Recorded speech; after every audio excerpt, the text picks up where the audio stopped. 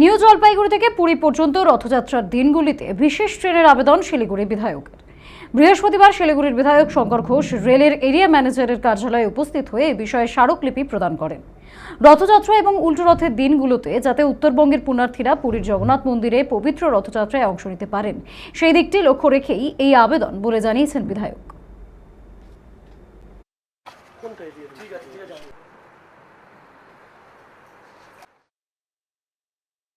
Area manager সাহেবের কাছে এসে একটি স্মারকলিপি জ্ঞাপন করলাম।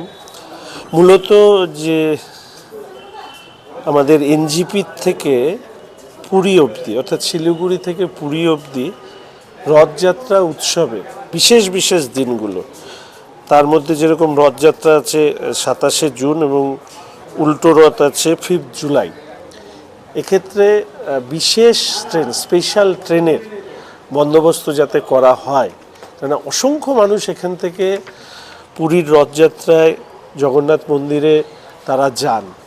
এই শ্রদ্ধালু মানুষের যাতে তারা পৌঁছতে সুবন্দোবস্ত করা যায়, তার জন্য আজকে আমরা এরিয়া ম্যানেজার সাহেবের কাছে এই চিঠিটা দিলাম এবং আমি আশা রাখি যে এই ব্যাপারে রেল নিশ্চিতভাবে তারা সদর্থক একটা ভূমিকা